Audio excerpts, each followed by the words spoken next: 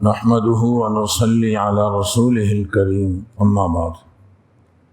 نماز کے حقوق کا بیان چل رہا تھا۔ نماز کا چوتھا حق یہ ہے کہ نماز کے تمام ارکان اور افعال وہ سنت کے مطابق ادا کیے جائیں۔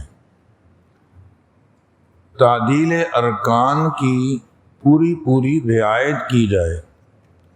رکوع، سجود، قومہ، جلسہ، تمام افعال سنت کے مطابق۔ اگر نماز میں یہ چاروں چیزیں آ گئیں کہ نماز کے اندر طہارت کا بھی بہت اچھی طرح خیال کیا اور نماز جو ہے وہ خشوع اور خضوع کے ساتھ بھی پڑھی گئی اور سنت کے مطابق سارے اعمال کا اہتمام ہوا، خلاصہ یہ کہ جو چار حقوق نماز میں بیان ہوئے ہیں، اگر ان چاروں حقوق کی رعایت کی گئی تو یہ نماز پھر ایسی ہے، ان الصلاۃ تنہی عن الفحشاء والمنکر، پھر یہ نماز برائیوں سے روکے گی۔ اس نماز کی ادائیگی کے بعد جب بندہ نماز سے فارغ ہوتا ہے تو اس نمازی کو یہ نماز دعائیں دیتی ہے، اللہ تیری ایسی ہی حفاظت کرے جیسا کہ تو نے میری حفاظت کی۔ یہ ہے وہ نمازی جس نے چاروں حقوق کی ادائیگی کی۔ اب پھر بارگاہ الہی سے انعامات کی بارش شروع ہو جاتی ہے، چنانچہ یہ نماز اس کے گناہوں کی معافی کا ذریعہ ہے۔ حضرت عبادہ بن صامت رضی اللہ تعالیٰ عنہ کی مشہور روایت ہے، فرماتے ہیں کہ سمعت رسول اللہ صلی اللہ علیہ وسلم یقول، میں نے خود آپ سے سنا، آپ فرما رہے تھے، خمس صلوات افترضہن اللہ، 5 نمازیں جو اللہ نے فرض کی ہیں، من احسن وضوءہن، جس نے اچھے طریقے سے وضو کیا، یعنی اس نے طہارت کا پورا خیال کیا، پہلا حق۔ وصلاہن لوقتہن، اوقات کی پابندی کے ساتھ جماعت سے نماز پڑھی، وقت کے اوپر نماز پڑھی، دوسرا حق بھی ادا کیا۔ واتم رکوعہن، اور رکوع بھی صحیح طرح اطمینان کے ساتھ کامل درجے کا کیا، یعنی سنت کے مطابق نماز پڑھی۔ وخشوعہن، اور ایک حق اور، نماز میں خشوع اور خضوع کا بھی اہتمام کیا۔ کان لہ علی اللہ عہد ان یغفر لہ، اللہ تعالیٰ نے اپنی شان کریمی کی وجہ سے اپنے اوپر یہ بات لازم کر لی ہے کہ میں اس کو معاف کر دوں۔ اللہ تعالیٰ پر تو کوئی چیز لازم نہیں ہو سکتی، مگر یہ رب نے اپنی شان کریمی کی بنیاد پر اپنے اوپر خود سے یہ بات لازم کی ہے کہ میں اس بندے کی مغفرت کر لوں گا۔ مگر وَمَن لَّمْ يَفْعَلْ، جس نے ان چیزوں کا اہتمام نہیں کیا، فَلَيْسَ لَهُ عَلَى اللَّهِ عَهْدٌ إِن شَاءَ غَفَرَ لَهُ وَإِن شَاءَ عَذَّبَهُ، پھر کوئی معاہدہ نہیں ہے، اللہ چاہیں تو اس کو معاف فرما دیں، چاہیں تو عذاب دیں۔ تو اگر کوئی یہ چاہتا ہو کہ مجھے یہ گناہوں کی معافی والا انعام مل جائے، ان چاروں حقوق کی رعایت کرنی ہوگی۔ ایک دوسرا انعام یہ بھی ہے کہ اللہ تعالیٰ اس کی برکت سے روزی میں کشادگی عطا فرمائیں گے، رزق میں برکت نصیب فرمائیں گے۔ وَأْمُرْ أَهْلَكَ بِالصَّلَاةِ وَاصْطَبِرْ عَلَيْهَا، گھر والوں کو بھی نماز کا کہا کرو، اس پر خود بھی ثابت قدم رہو۔ تو آگے ہے لا نسألک رزقا نحن نرزقک، پھر روزی ہم خود آپ کو دیں گے۔ کوئی آدمی اگر یہ چاہتا ہو کہ میرے رزق میں اضافہ ہو جائے تو رزق میں اضافے کے جو اسباب ہیں ان میں سے ایک سبب یہ بھی ہے کہ گھر والوں کو نماز کا کہا کریں۔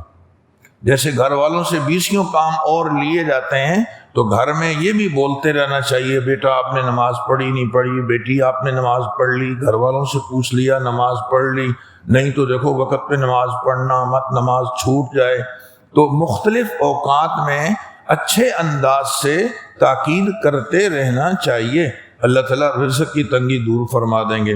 بلکہ ایک روایت میں ہے حدیث قدسی ہے، حضرت ابو ہریرہ رضی اللہ تعالیٰ عنہ فرماتے ہیں کہ اللہ تعالیٰ نے فرمایا یا ابن آدم، آپ صلی اللہ علیہ وسلم فرماتے ہیں کہ اللہ تعالیٰ نے فرمایا یا ابن آدم تفرغ لعبادتی، اپنے آپ کو میری عبادت کے لیے فارغ کرو، یکسوئی سے میری عبادت میں لگ جاؤ، املؤ صدرک غنا، ہم تمہارے سینے کو غنا سے بھر دیں گے، اور املؤ صدرک غنا، اور دوسرا فائدہ یہ کہ وہ اسد فقرک، تمہارے فقر و فاقہ کو ختم کر دیں گے، وَإِلَّا تَفْعَلْ، اگر تم نے یہ کام نہ کیا تو ملأت یدک شغلا، پھر تمہارے ہاتھ اور تمہارے دل کو میں مشغولیت سے بھر دوں گا، وَلَمْ أَسُدُّ فَقْرَكَ، اور تمہارا یہ فقر و فاقہ بھی پھر دور نہیں ہوگا۔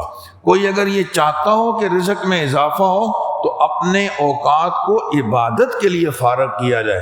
لوگ کہہ دیا کرتے ہیں کہ رزق حلال کی طلب بھی تو عین عبادت ہے، یہ بھی تو فرض ہے، رزق حلال بھی فرض ہے، مگر فرائض کے بعد رزق حلال کی تلاش فرض ہے۔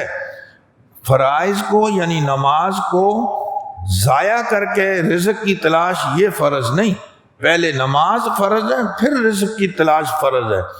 جو اللہ تعالیٰ نے جو چیزیں ہم پر لازم کی ہوئی ہیں، جو فرائض ہم پر عائد ہوتے ہیں، ان کو ہم پس پشت ڈال دیں اور یہی وظیفہ پڑھیں کہ رزق حلال کی تلاش بھی فرض ہے، ہاں بیوی بچوں کا پیٹ پالنا بھی تو عبادت ہے، تو یہ زیادتی ہو جائے گی۔ ایک ترتیب ہے، پہلے نماز یہ فرض ہے، اس سے جو وقت بچے گا آپ بے شک مسجد سے نکلتے ہوئے کیا دعا کرتے ہیں، اللہم انی اسألک من فضلک، نماز پڑھ کے بعد میں، تو اس لیے اس کی بھی رعایت کی جائے کہ پہلا فرض نماز ہے، اس کے بعد پھر روزی کی تلاش میں آدمی نکلے۔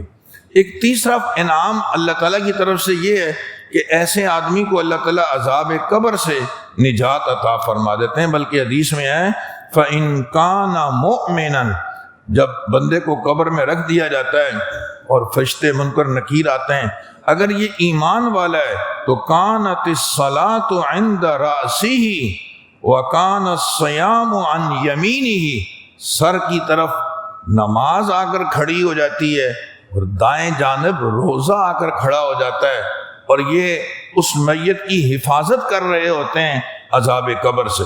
تو عذاب قبر سے بھی اللہ تعالیٰ نجات عطا فرمائیں گے اگر نماز کے یہ چاروں حقوق آپ نے ادا کیے۔ بلکہ حدیث میں دعا بھی ہے، آپ صلی اللہ علیہ وسلم التحیات میں جو دعائیں بہت ساری پڑھتے تھے، ایک یہ بھی تھی اللہم انی اعوذ بک من عذاب القبر، عذاب قبر سے آدمی کو پناہ مانگتے بھی رہنا چاہیے، دعائیں مانگنی چاہیے۔ نمبر 4، نامہ اعمال ایسے آدمی کو قیامت میں دائیں ہاتھ میں دیا جائے گا۔ اس نے نماز ٹکا کے جملہ حقوق کی ادائیگی کے ساتھ نماز پڑھی ہے تو نامہ اعمال دائیں ہاتھ میں دینے کا مطلب کامیاب ہو گیا۔ اور نمبر 5، قیامت میں بغیر حساب کتاب کے اللہ تعالیٰ اس کو جنت میں داخل فرما دیں گے۔ یہ نماز ہے جو چہرے کا نور ہے، یہی نماز وہ دل کا سرور ہے، یہ اگر صحیح نکل گئی اور قبول ہو گئی تو بقیہ سارے اعمال بھی انشاءاللہ قبول ہو جائیں گے، اور اگر یہ کمزور نکلی تو بقیہ سارے اعمال بھی خطرے میں پڑ جائیں گے۔ نماز کے ان چاروں حقوق میں نے چوتھا حق بتلایا کہ نماز سنت کے مطابق ادا کی جائے۔ اگر آپ کے ذہن میں ہو تو پہلا حق تھا پاکی، طہارت کا خیال کرنا، استنجا صحیح ہو، وضو صحیح ہو، تو ہم نے، اور غسل حدث اکبر سے بھی پاک ہونا چاہیے، تو وضو کے فرائض بھی بتلائے، سنتیں بھی ہم نے عرض کی، ایسے ہی غسل کے فرائض بھی بتلائے، سنتیں بھی ہم نے عرض کی۔ ایسے ہی اب ہم جو اہم مضمون آگے لے کر چلنا چاہتے ہیں وہ یہ کہ نماز کے اندر بھی جیسے وضو میں کچھ چیزیں فرض ہیں، کچھ سنتیں، غسل میں کچھ چیزیں فرض ہیں، کچھ سنتیں، ایسے ہی نماز کے اندر بھی کچھ چیزیں فرض ہیں، کچھ واجب ہیں، کچھ سنت ہیں۔ اب آنے والے دروس میں انشاءاللہ نماز کے فرائض بیان کیے جائیں گے۔ نماز میں کل 13 چیزیں فرض ہیں، جن میں 7 چیزیں تو نماز سے باہر ان کا اہتمام ضروری ہے، انہیں شرائط نماز کہا جاتا ہے، اور 6 چیزیں وہ ہیں جو نماز کے اندر ان کا اہتمام ضروری ہے، انہیں ارکان نماز کہا جاتا ہے۔ ان 6 ارکان کے اندر 51 سنتیں ہیں۔ تکبیر تحریمہ کی سنتیں الگ ہیں، قرات کی سنتیں الگ ہیں، رکوع کی سنتیں الگ ہیں، قومے اور جلسے کی الگ ہیں، سجدے کی الگ ہیں۔ یہ پوری نماز میں 51 سنتیں ہیں۔ ہمارے اکابرین کے یہاں ایک عرصے تک اس کا اہتمام رہا ہے۔ ہمارے حضرت مولانا شاہ ابرار الحق صاحب رحمہ اللہ، جو تھانوی رحمہ اللہ کے خلفاء میں سے تھے، مدرسے کے تمام طلبہ کو اور ان کے ساتھ ساتھ عام نمازیوں کو بھی 51 سنتیں ازبر ہوتی تھیں۔ جس کا جی چاہے وہ کسی بھی طالب علم کو اور نمازی کو کھڑے کر کے پوچھ سکتا تھا کہ رکوع کی سنتیں سناؤ، سجدے کی سنتیں سناؤ، اتحیات کی سنتیں سناؤ۔ ایک مزاج بن جانا چاہیے کہ ہماری نماز خوبصورت ہو، ہمیں اس کی جو ضروری چیزیں ہیں وہ زبانی بھی یاد ہوں، سو ہماری زندگی میں بھی وہ چیزیں موجود ہوں۔ ان 6 ارکان میں یہ 51 سنتیں ہیں۔ اچھی بات ہے کہ جو یہاں درس ہو ہم اس کو لکھ بھی لیں کہ بھئی 3 فرض ہو گئے، 6 ہو گئے، 4 ہو گئے، اور سنتیں بھی لکھ لیں، گھر میں بھی مذاکرہ کریں، آپس میں بھی جب اس خاموشی کو توڑ کر سیکھنے سکھانے والے عمل کو خوشی سے قبول کریں، ایک دوسرے کو سنائیں، دہرائیں۔ بہت بڑے شیخ الحدیث نورانی قاعدہ پڑھتے رہتے تھے۔ کسی نے کہا حضرت آپ اتنے بڑے آدمی ہو کر نورانی قاعدہ پڑھتے ہیں؟ فرمایا اللہ تعالیٰ کو طالب علم کی ادائیں بہت پسند ہیں، طالب علم کی دعائیں قبول ہوتی ہیں، تو میں چاہتا ہوں کہ ساری زندگی طالب علم بن کر رہوں۔ ہمارے تبلیغ والے کہا کرتے ہیں بھائی ہم سیکھنے والے ہیں، سو یہی بات صحیح ہے، ہم سب سیکھنے والے ہیں، طالب علم بن کر رہیں گے انشاءاللہ ترقی ہوگی۔ سو آنے والے دروس میں ہمارا ناغہ بھی نہ ہو، ہم اپنے نوجوان بیٹوں کو بھی ترغیب دیں کہ وہ اس میں بیٹھیں، ہماری نماز انشاءاللہ اچھی ہو جائے گی، اور ڈھیروں معلومات، فقہی مسائل ان وہ احکامات کے اندر انشاءاللہ آ جائیں گے۔ اللہ تعالیٰ مجھے اور آپ کو عمل کی توفیق نصیب فرمائے۔ آج جمعے کا دن ہے، جلدی مسجد میں آ جائیں۔